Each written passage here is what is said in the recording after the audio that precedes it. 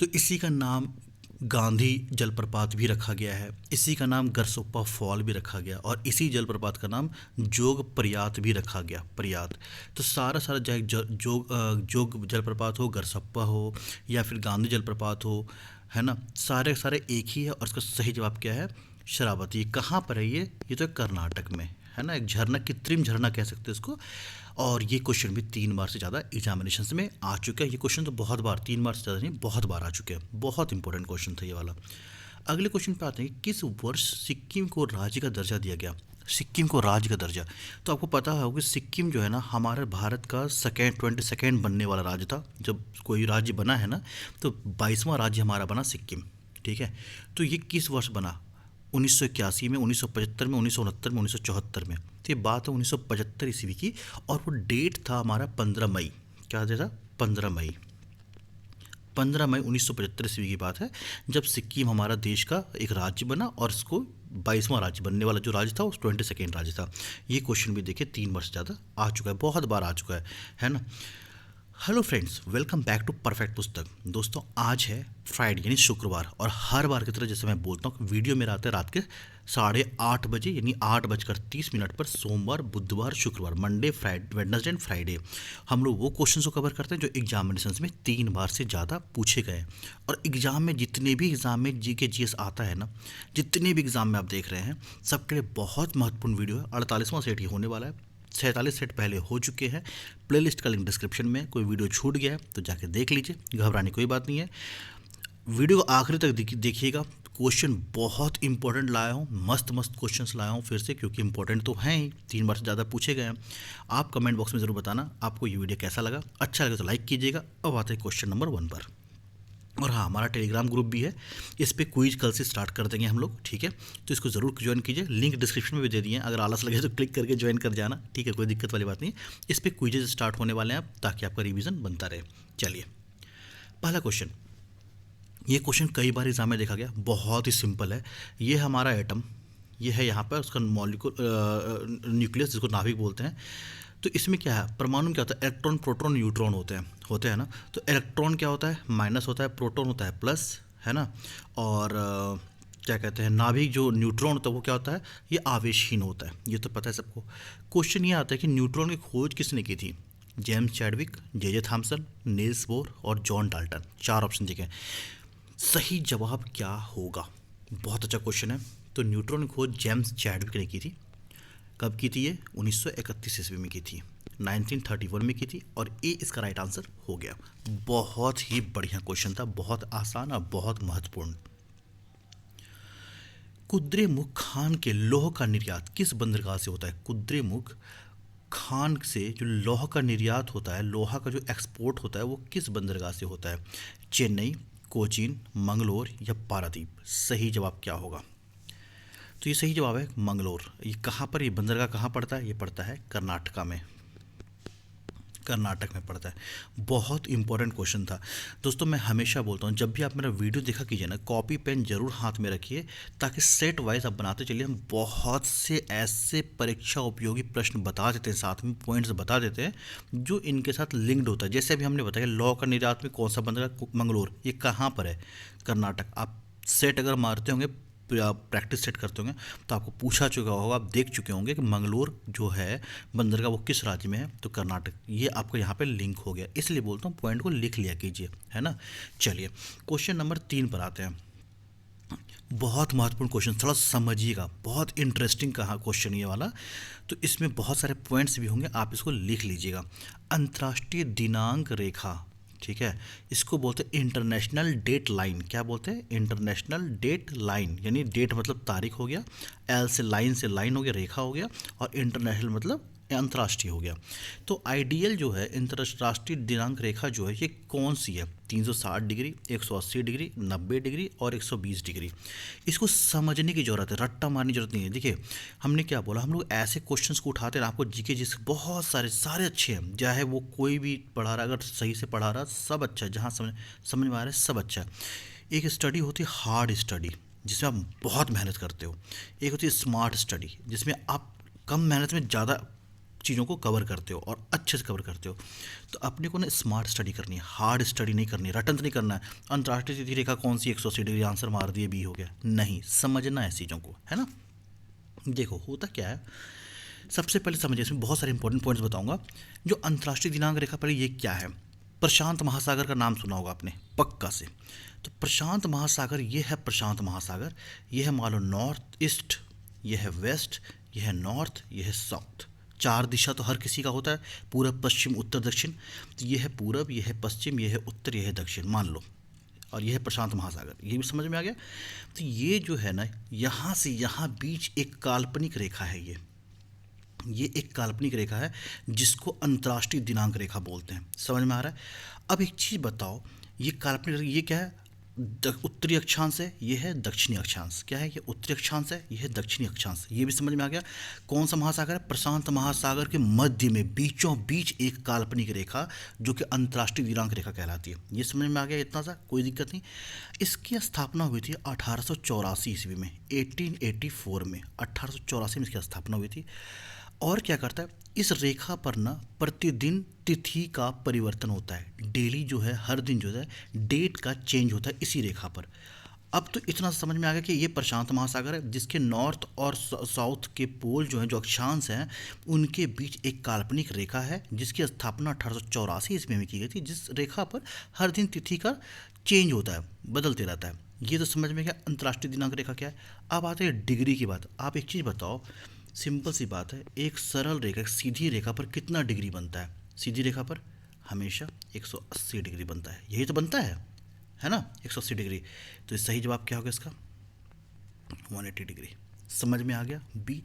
अब आपको क्वेश्चन पूछ दिया जाए कि अंतर्राष्ट्रीय तिथि रेखा कहाँ पर है, आप जवाब दोगे। कौन से अक्षांश पे है, जवाब दोगे। कौन सा डिग्री बनाता है, ये भी आप जवाब दोगे। क्यों ये डिग्री बनता है, ये भी आपको जवाब होगा। अंतर्राष्ट्रीय तिथि रेखा पर क्या होता है, किस महासागर में, है ना, सब कुछ आप अच्छे से आंसर कर पाओगे। चलो अगले क्वेश्चन पे आते हैं। सेना भर्ती अधिनियम कब लागू हुआ था, सेना भर्ती अधिनियम कब लागू हुआ था, 1892, 1905, 1880, 1856। सेना भर्ती अधिनियम जो लागू हुआ था वो हुआ था 1856 में। डी इसका राइट आंसर हो गया। अगले क्वेश्चन पे आते हैं। देखो दोस्तों, हमने क्या बोला, हमारा जो वीडियो आता है उसमें सबसे खासियत क्या है, हम लोग वो क्वेश्चंस को उठाते हैं जो एग्जामिनेशंस में 3 बार से ज़्यादा पूछे गए। रटंत नहीं पढ़ना है, फास्ट नहीं पढ़ना है ना। हम लोग का जो सेट रहेगा वो 25 MCQ यानी मल्टीपल चॉइस क्वेश्चंस का सेट रहेगा। सेट लाते हैं हम मंडे, वेडनेसडे, फ्राइडे। टाइम होता है 8:30 पे। और अगला सेट आएगा मंडे को, फिर से आज के बाद अगला सेट आएगा मंडे को। अगर आपको ऐसा वीडियोस चाहिए तो आप कमेंट बॉक्स में ज़रूर लिखिए दिस वीडियो इज़ हेल्पफुल, ठीक है। अगर ऐसा वीडियोस चाहिए तो मुझे मोटिवेशन मिलता है काफ़ी। तो आप लिखिए कमेंट बॉक्स में जाके दिस वीडियो इज़ हेल्पफुल और या आई लाइक्ड योर वीडियो, कुछ भी ऐसा लिखे तो मुझे बहुत खुशी मिलेगी, दिल से खुशी मिलेगी। और अगर और अच्छा लगे तो प्लीज़ लाइक ज़रूर कीजिएगा। एटलीस्ट कमेंट बॉक्स में ये ज़रूर बताइएगा आप किसकी तैयारी करते हो और मेरा पढ़ाने का तरीका कैसा है। अगर मेरा पढ़ाने का तरीका अच्छा लगा तो गुड लिखिएगा, बहुत अच्छा लगा तो वेरी गुड लिखिएगा। अगर कोई कमी लगे तो पुअर लिखिएगा और बताइएगा कमेंट बॉक्स में कि क्या कमी थी, हम कोशिश करेंगे उसे रिकवर करने की, ठीक है। बट कमेंट बॉक्स में ज़रूर बताना कि मेरा पढ़ाने का तरीका कैसा है और आपको और अगर ऐसे वीडियोज़ चाहिए तो, ठीक है। चलो, हल्दी पौधे का किस भाग से प्राप्त होता है। हल्दी जो है, हल्दी खाते हो ना तो उसका क्या होता है, प्लांट होता है, उसके नीचे हल्दी होता है, अब मिट्टी है मान लो, ठीक है। तो हल्दी पौधे के किस भाग से प्राप्त होता है, तना, फूल, फल और जड़। सही जवाब पता है क्या है, वो है तना। हल्दी तना से प्राप्त होता है, ये इसका राइट आंसर हो गया। डांडिया किस राज्य का लोक नृत्य है। बच्चा क्वेश्चन है लेकिन 10 बार से ज़्यादा पूछा जा चुका है, बहुत इंपॉर्टेंट क्वेश्चन है। डांडिया भी पूछा जा चुका है और गरबा भी पूछा जा चुका है, बहुत इंपॉर्टेंट क्वेश्चन है। और दोनों को दोनों किस राज्य का है, यह गुजरात का। सी इसका राइट आंसर हो गया। तानसेन सम्मान किस राज्य सरकार ने शुरू किया था। तानसेन सम्मान किस राज्य सरकार ने शुरू किया था। तो तानसेन सम्मान जो है ना, समझिए इस शास्त्रीय संगीत में गायन एवं वाद्य यंत्र बजाने का जो कुशलता होता है उसको देखते हुए शुरू किया गया था 1981 ईस्वी में, ठीक है। तानसेन सम्मान 1981 ईस्वी में शास्त्रीय संगीत के क्षेत्र में जो गायन या वाद्य यंत्र अच्छा बजाते हैं उनको दिया जाता था। अब क्वेश्चन है किस राज्य ने शुरू किया? उत्तर प्रदेश, दिल्ली, महाराष्ट्र और मध्य प्रदेश। तो सही जवाब है एमपी, डी इसका राइट आंसर हो गया। ये मध्य प्रदेश। कब किया था? तो 1981 ईस्वी में। ये क्वेश्चन बड़ा इंटरेस्टिंग है। टका या रुपया? टका या रुपया? चांदी का सिक्का, भाई चांदी का सिक्का था जिसका नाम था टका या रुपया, किसके द्वारा चलाया गया था? किसने चलाया था? शेरशाह सूरी, इब्राहिम लोदी, बाबर और औरंगजेब। देखो अब आते हैं क्वेश्चन पे, समझिएगा थोड़ा सा इसमें, फिर पॉइंट्स लिखने वाले लिख लीजिएगा। ये बात है 1540 ईस्वी से लेके 1545 ईस्वी के बीच, ठीक है। ये 5 वर्ष जो था ना, इस 5 वर्ष में शेरशाह सूरी ने बहुत तरह के सिक्के चलाए। चांदी का सिक्का चलाया, तांबा का सिक्का चलाया, है ना। तो जो चांदी का सिक्का चलाया उसको टका या रुपया बोलते थे। तो आंसर तो पता चल गया कि भाई किसके द्वारा चलाया गया था, टका या रुपया? ये था शेरशाह सूरी, ये इसका आंसर पता चल गया। अभी हमने क्या बोला कि 5 वर्षों में शेरशाह सूरी ने बहुत तरह के सिक्के चलाए, चांदी के भी चलाए, तांबे के चलाए। क्वेश्चन ये भी आ चुका है कि तांबे के सिक्के को क्या बोलते थे? तो उसे बोलते थे दाम। क्या बोलते थे? दाम, ठीक है। दाम होता है ना, दाम, कितना दाम है, तो दाम बोलते थे किसके? तांबे के सिक्के को। क्लियर हो गया? लिख लीजिएगा। क्वेश्चन नंबर 9 पर आते हैं। राष्ट्रीय पादप आनुवंशिक अनुसंधान ब्यूरो किस शहर में स्थित है? बेंगलुरु, न्यू दिल्ली, हैदराबाद या कोलकाता? तो सही जवाब क्या होगा इसका? राष्ट्रीय पादप आनुवंशिक संसाधन ब्यूरो, ये है न्यू दिल्ली, बी इसका राइट आंसर हो गया। क्वेश्चन 10 पर आते हैं। भारतीय संविधान सुदृढ़ केंद्र के साथ संघीय प्रणाली कहाँ से ली गई है? देखिए क्वेश्चन सिंपल है कि भारतीय संविधान में संघीय प्रणाली कहाँ से ली गई है, और थोड़ा घुमा दिया है ना। ग्रेट ब्रिटेन, कनाडा, इंग्लैंड और जर्मनी। सही जवाब क्या होगा? B, Great Britain, Canada, sorry. अब्रक का सबसे बड़ा भंडार किस देश में है? बहुत इंपॉर्टेंट, बहुत आसान और बहुत ही अच्छा क्वेश्चन, मेरा फेवरेट क्वेश्चन, क्योंकि इसका सही जवाब है भारत। भारत इसमें विश्व में सबसे अग्रणी है, और विश्व के सब जितना भी अबरक का उत्पादन होता है ना, अकेला भारत टोटल विश्व के उत्पादन का 60% अबरक का उत्पादन करता है। खनन जो होता है भारत में, वो अबरक का पूरे विश्व में जितना होता है उसका 60% अकेला भारत होता है ना। प्राउड की बात। चलो आंसर तो भारत हो गया। अब थोड़ा अंदर जाते हैं। भारत में भी सबसे ज़्यादा अबरक कहाँ होता है? 95% जितने भी अबरक भारत में आते हैं वो आते हैं राजस्थान, झारखंड और आंध्र प्रदेश। कहाँ से आ गए? 95% आ गए राजस्थान, झारखंड और आंध्र प्रदेश। अब इसमें भी जानते हैं सबसे ज़्यादा कहाँ होता है, तो आंध्र प्रदेश सबसे आगे है।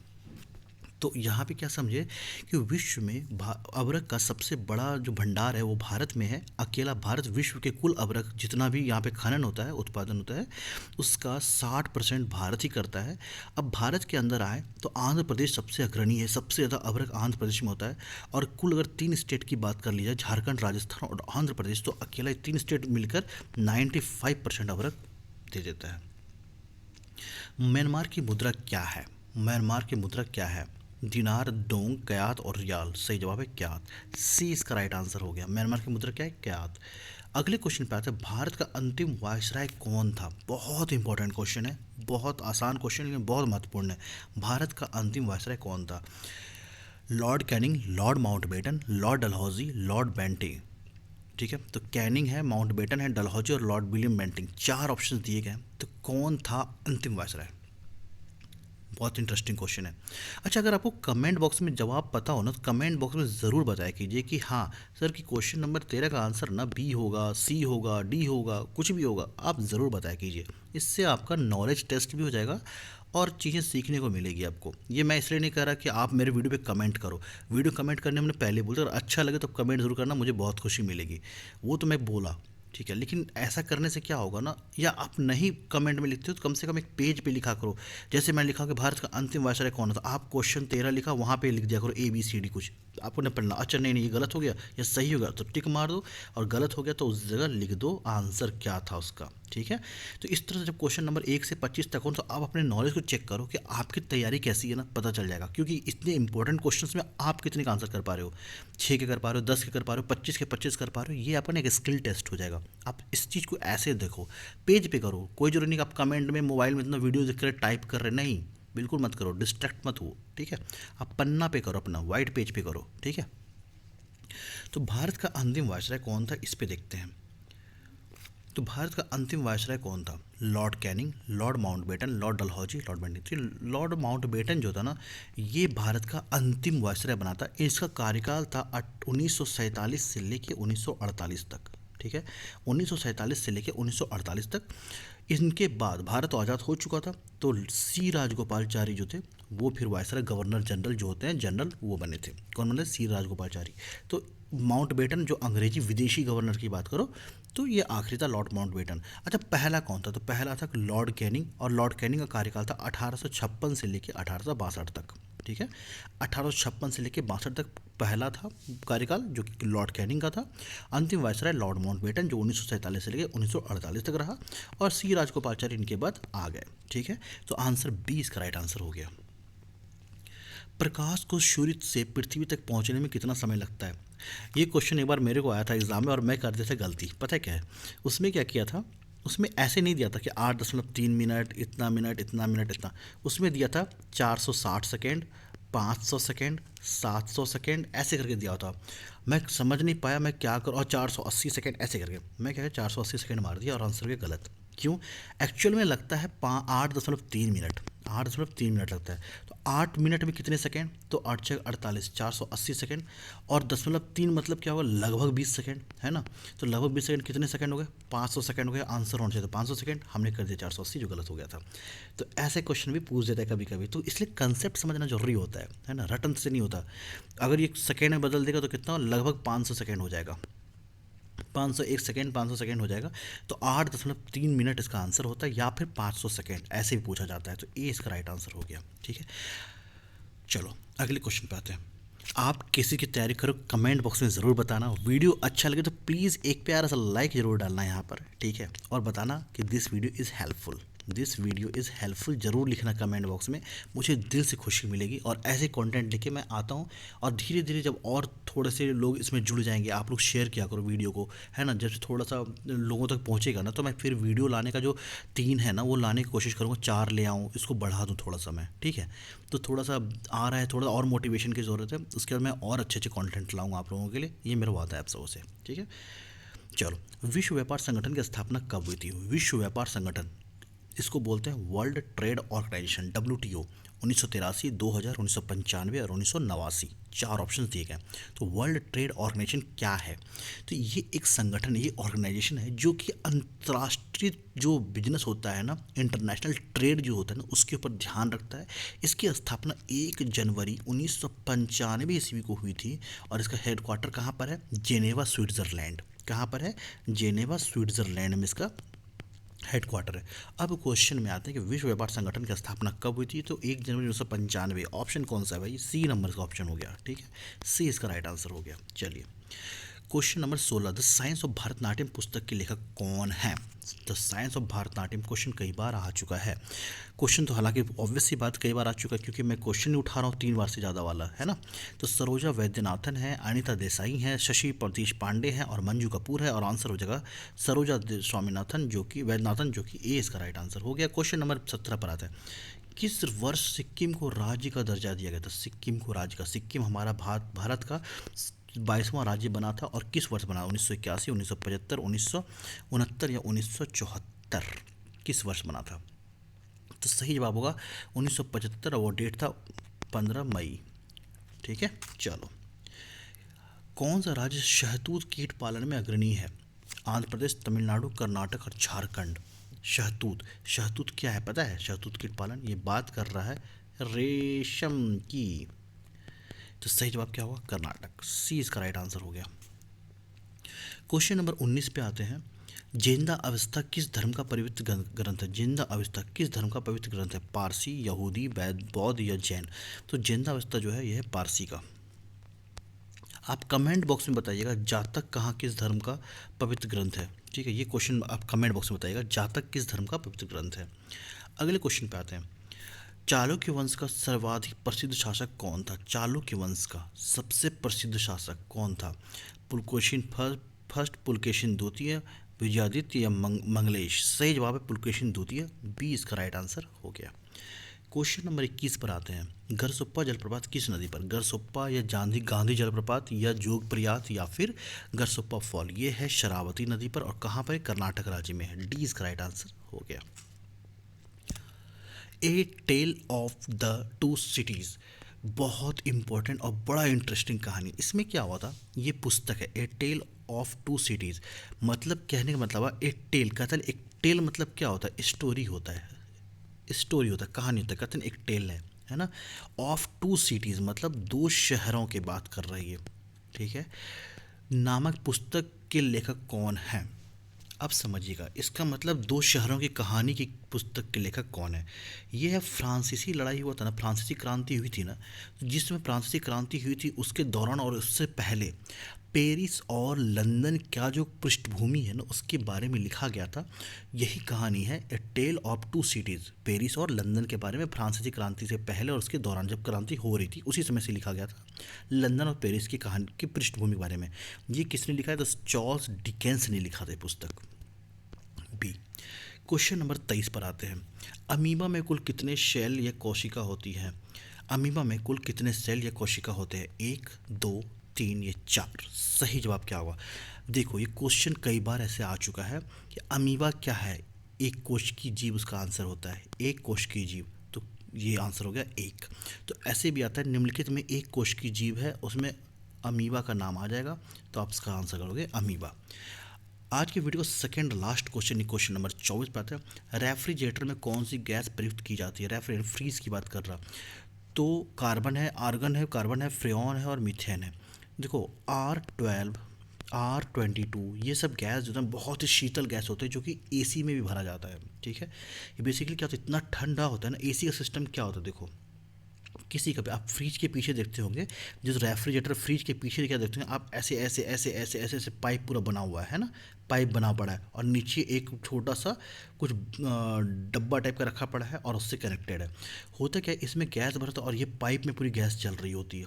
सिमिलरली एसी में भी क्या होता है, साइड से यूं यूं यूं यूं पूरा पाइप बना होता है और इसमें गैस इस चल रहा होता है और वो गैस इतना शीतल होता है ना, इतना ठंडा होता है ना, कि जैसे जैसे एयर क्रॉस करता है ना तो उस एयर को ठंडा करता है। मतलब वो एक तरफ से एयर गर्म हवा निकाल रहा है और इस तरफ ठंड एयर पास कर रहा है यहाँ पे, तो क्या हो रहा है, ये ठंडा ठंडा हवा से में जाया जा रहा है ना, तो इसलिए वहाँ पे ठंडा वातावरण बन जाता है। इस गैस को बोलते हैं फ्रेऑन। तो एसी सब में या फ्रीज में जो गैस भरते हैं उसको बोलते हैं R12 या फिर R22, जिसका नाम है फ्रेऑन, ठीक है।